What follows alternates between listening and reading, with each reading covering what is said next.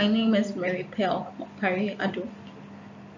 I'm a course tutor for corporate financial analysis.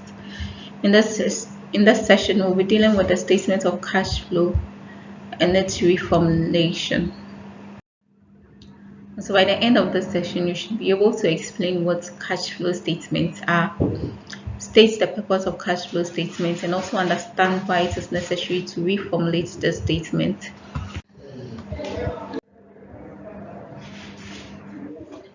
So we shall look at how the statement of cash flow is prepared under IAS 7 and also the significance of the cash flow statement.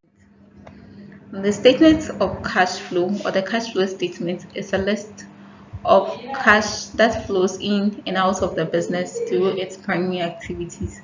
So it is one of the tools that is used to assess the liquidity and solvency position of an enterprise. By liquidity, we made mention that it's the ability of the firm to meet its current obligations in the short term, and solvency has to do with the ability of the firm to meet its obligations as and when they fall due in terms of the long term. Now, according to IAS 7, the usefulness of the information in this statement is to provide users of financial statements with a basis to assess the ability of the entity to generate cash and cash equivalents and the needs of the entity to utilize those cash flows. So simply, first of all, we know there are two basic concepts. Either you use the accrual concept or the cash concept. Usually firms use the accrual basis. And now in terms of accrual basis, we know that we have accrued and prepaid expenses and accrued items, and some of these items does not necessarily, or these transactions does not really equate to cash inflow or cash outflow. Now the statement of cash flow purposely deals with how cash flows into the business or how cash flows out of the business, or where exactly the firm gets or is able to generate its cash from and how it uses its cash flow.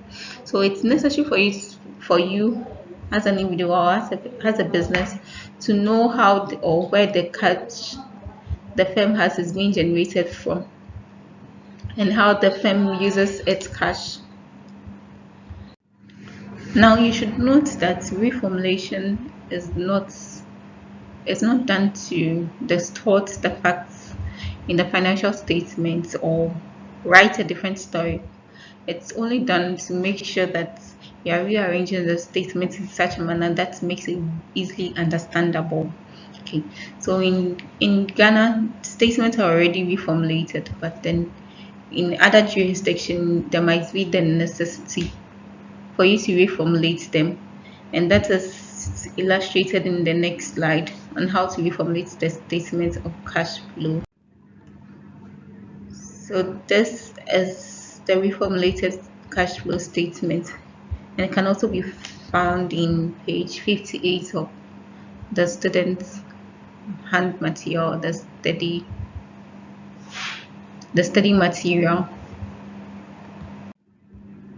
Alternatively, you can calculate free cash flow from operating activities by subtracting your cash investment from your cash flow from operating activities or your cash flow from operations.